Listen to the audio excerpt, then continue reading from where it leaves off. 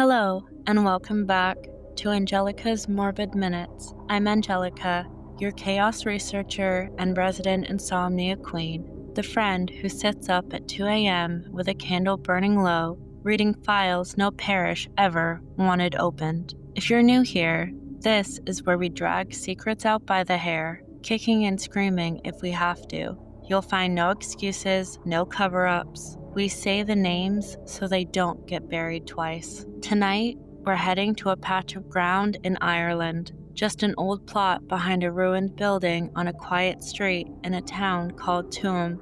You drive by it in 5 seconds and never know the soil remembers everything the nuns tried to keep quiet. In the early 20th century, Ireland was still patching its wounds from civil war. A brand new Irish Free State needed order, and the Catholic Church stepped up to deliver it. Families who didn't fit the mold, poor, unmarried mothers, the so-called fallen, got swept out of sight, hidden away in mother and baby homes. On paper, these places were refuges. In reality, they were workhouses with iron gates. Tuam's mother and baby home opened in 1925 and was run by the Bon Secours Sisters. Their pamphlets promised charity. Behind the gates were girls as young as 12, forced to scrub floors, wash sheets for the town's wealthy, and haul coal in the Galway rain that seeped through every stitch of their uniforms. Many were pregnant, some from violence, some from shame cast by their own families. Their babies would be born behind high walls, baptized behind locked doors, and too often buried before they could walk. Some survived, but survival did not mean freedom. Babies were farmed out for adoption, sometimes overseas, sometimes to families who never knew the paperwork was forged. Mothers were silenced, told to forget, but you do not forget a heartbeat. If a baby died, coffins were expensive, and plots in churchyards meant questions. Too many little white crosses behind a convent wall would draw attention, so the sisters found another way. An old concrete septic tank is behind the home. To some, it was practical. To the church, it was a rumor. To the neighbors, it was dangerous to even speak of. But kids talk. Local boys playing football near the grounds saw bones. They came home whispering to mothers who hissed them quiet. In Ireland, you did not accuse a priest. You did not cross a nun. So the bones stayed, and the tank kept filling. By the time the home closed in 1961, nobody in Tuam really asked what had happened to the children left behind. Some mothers carried their silence to new parishes. Some children who had been adopted came back decades later with questions no one wanted to answer. Under that cracked slab behind the ruins, the answers waited. This did not make headlines in 1961. Not in 1975. Not in 1995. The truth stayed buried until one woman at her kitchen table decided silence was no longer an option. Her name was Catherine Corless, a farmer's daughter, a wife, a mother, and a local historian. Ordinary on paper, but relentless in practice. She did not set out to fight the Catholic Church. She just wanted to understand why the old Tuam home building looked the way it did. Cracked brick, rusted gates, a place you'd cross the street to avoid. She had grown up hearing rumors. People in Tuam whispered about the home babies. Women she knew had worked the laundry there, seen young girls walk in pregnant and leave empty-handed. Kids in the 1970s and 80s dared each other to sneak through the grounds. Some claimed they saw bones sticking up through the dirt. Adults waved it off, saying famine graves, old workhouse burials, best left alone. But Catherine wanted answers. She started at her kitchen table with a pen, notebooks, and parish records, birth ledgers, baptism logs, death certificates. For every name she found another gap. A baby born at a home. A death was recorded. No burial plot, not in the church cemetery, not anywhere. When she asked the church, she was brushed off. Bad records, they said. Lost paperwork. nothing to worry about. Catherine didn't buy it.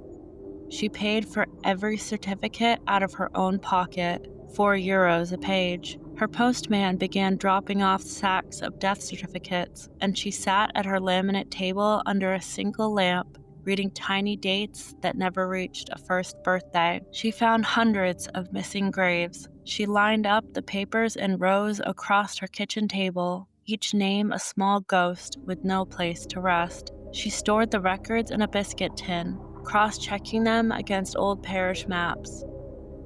Every trail ended in silence. The rumors about the septic tank came back to her. An old concrete building is behind the home. Local boys had once broken through the slab and found bones. A contractor remembered covering it up years earlier. People said it was nothing. Catherine looked again and thought, it's not just a rumor, is it?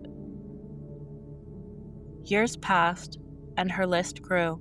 By the end, Catherine had uncovered 796 children who had died in the care of the Bon Secours Sisters between 1925 and 1961.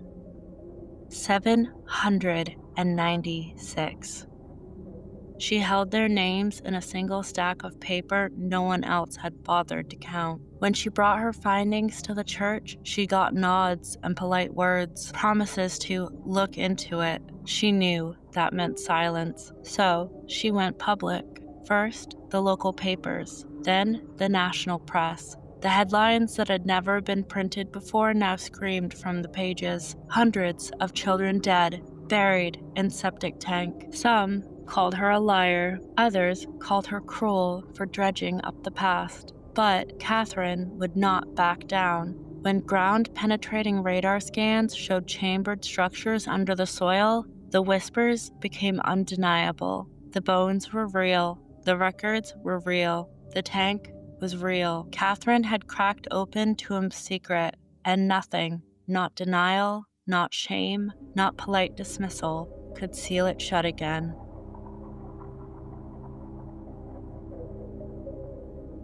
To understand Tuam, you have to understand the women who were sent there. They called them fallen women. Sometimes they were teenagers as young as 12. Sometimes they were grown women whose families turned their backs. A daughter's swelling belly was a shame that could not be hidden, so fathers, priests, and mothers packed them off to the home, out of sight, out of mind. When you crossed the threshold, you lost your name. You became an inmate in the eyes of the church. Your clothes were taken. Your letters, if you were allowed to write them, were censored.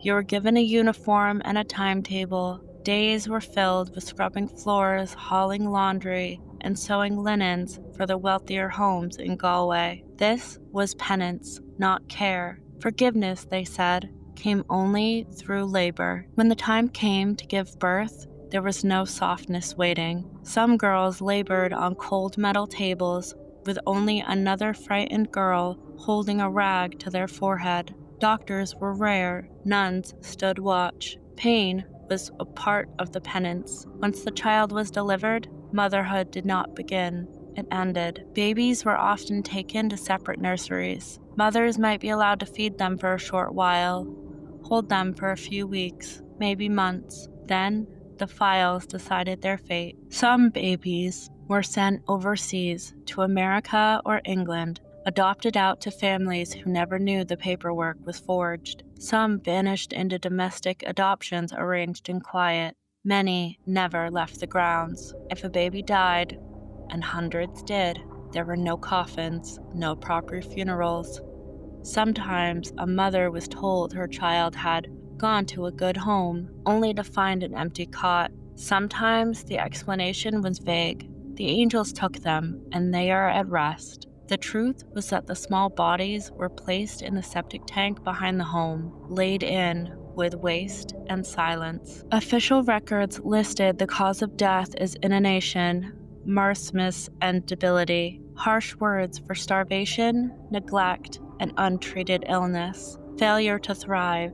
was a phrase used often, as if the fault lay in the children, not in the systems that starved and ignored them. For those who survived, the cost was still unbearable. Adoption severed bloodlines. Mothers were left to wonder, to carry grief in secret the rest of their lives. Some were told never to speak of it again. Many obeyed, terrified of their shame. Others whispered the truth only in late-night kitchens when the neighbors could not hear. One woman, Bridget, was 17 when she entered Tuam. Her son lived long enough to be adopted by an English couple. She never saw him again. She spent 50 years chasing his paper trail, searching parish ledgers, writing to agencies, only to die without finding him. Hers was not the only story like this. Behind every name Catherine Corless uncovered was a mother like Bridget. Young women who were treated as sinners, forced to give birth in silence,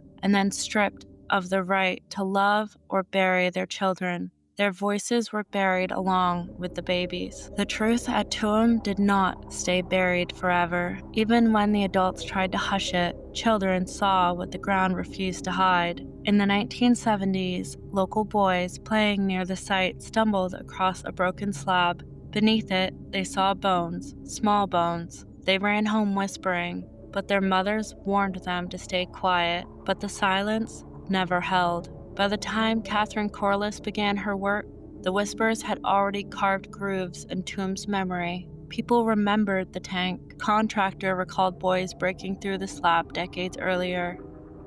The story was there, waiting for someone willing to follow it to the end. When Catherine went public, her records forced attention. Journalists arrived. Officials tried to wave it off as old famine graves, the remnants of the workhouse that stood on the site before. But ground-penetrating radar told the truth. Beneath the grass were chambered structures, laid out like compartments, not famine graves, not a cemetery, something built for sewage, now filled with bones. In 2017, the Irish government ordered a formal excavation. What the crews found was worse than rumor. Inside the concrete chambers were tiny skeletons, stacked like firewood and mingled together. Some were wrapped in cloth, many bare, newborns, toddlers, children no older than 3. There were no coffins, no headstones, just wastewater chambers turned into graves. Forensic teams documented what they could, but without proper burial records, many children could not be named. The septic tank had become the only memorial, an unmarked pit holding generations of silence. The discovery shattered Tuam's long denial. The truth was visible, undeniable, and too monstrous to bury again. When Catherine Corless first brought her findings forward, the official response was predictable. The church nodded politely, said they would look into it, then went quiet. Local leaders called it rumor. Others dismissed it as bad record-keeping, nothing more. Families who asked questions were told not to stir shame that belonged to another time. That phrase, "times were different," became the shield. The nuns had done their best, people said. Poverty explained it. Harsh conditions explained it. The historical context explained it. Anything but responsibility. But denial only held until the photographs and scans emerged. By then, excuses sounded hollow. Families wanted answers. Survivors wanted the truth. And Catherine's list of 796 names was too heavy to ignore. In 2015, the Irish government established a commission of investigation into mother and baby homes. 6 years later, its final report landed like an insult. It acknowledged the children had died in large numbers, but framed the conditions as harsh but typical of the era. Poverty, stigma, lack of resources, explanations that shifted blame away from the church and the state and onto the times themselves. Families read it as another dismissal. Survivors felt betrayed again. Public pressure kept building. In 2022, the Institutional Burials Act was passed, finally creating a legal pathway for excavation and identification.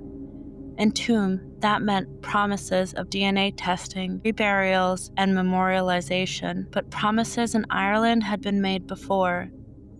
Families waited to see action, not words. In July of 2025, action finally began. A full state-led forensic excavation was launched under the Office of the Director of Authorized Intervention in Tuam. International specialists joined the work, which is expected to take years. Early trenches in peripheral areas did not recover remains, but crews shifted towards the central chambered structure where the burials are more likely concentrated. Over 110 relatives have already submitted DNA, hoping for identification when the remains are recovered. It is careful work. It is careful, methodical work. Excavators fight water intrusion, concrete barriers, and the risk of damaging fragile remains. The site overlaps with older famine-era burials, making the process even more complex. But the work is finally happening. For the first time, the children are being treated not as rumors, not as shame, but as human beings who deserve names and graves. The church has issued statements of sorrow. The state has promised memorial gardens and funding, but for the families, it will never be enough until the last child is accounted for. Apologies matter, but accountability matters more. The excavation at Tuam is not just about bones, it's about names. Families want to know where their children, siblings, or cousins ended up.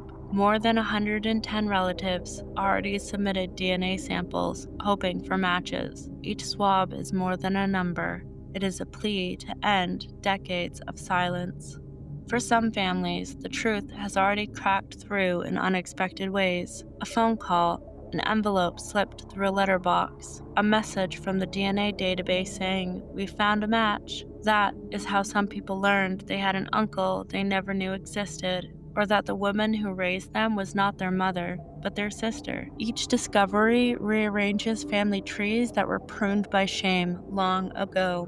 Grief is not historical when it arrives fresh at your doorstep.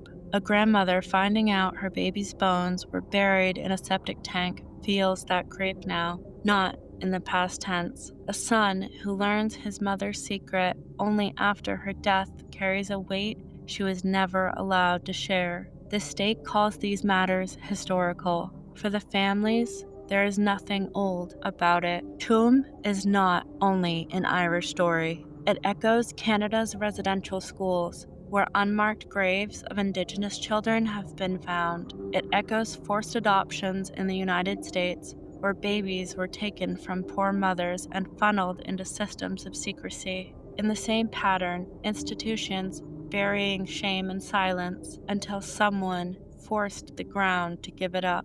Families are still waiting for more than apologies. They want prosecutions, they want accountability for the religious orders and the officials who looked away. Human rights lawyers argue that Tuam should not only be treated as a historical inquiry, but as evidence of criminal wrongdoing. Because what happened was not an accident of poverty or an unfortunate relic of another time. It was a system that chose secrecy over dignity. The reckoning is unfinished. The babies are still being lifted from the ground, one small ribcage at a time. The DNA matches come slowly, sometimes too partial to give closure. Families hold vigils at the site, leaving teddy bears and flowers at the fence. They read the names Catherine Corless recorded, refusing to let them be buried again. The ground in Tuam whispers, but it also demands.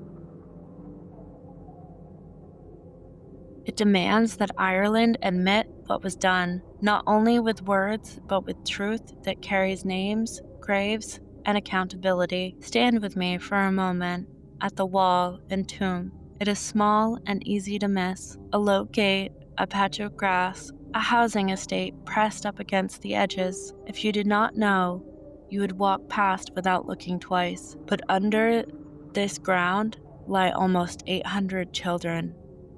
No coffins, no crosses, just bones laid in a septic tank because shame was cheaper than dignity.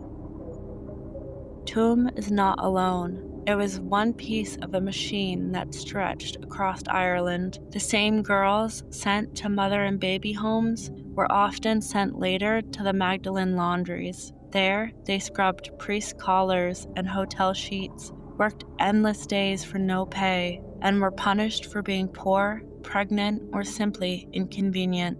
It was all one system, wrapped in stained glass above and cold stone below. The laundries deserve their own telling, and we will go there next week. Episode 3 will take us inside those walls, into the steam and silence of the Magdalene laundries. We will hear what happens to the women who survived, and we will name those who never walked out. For Tuam, the excavation continues. For the families, the waiting continues.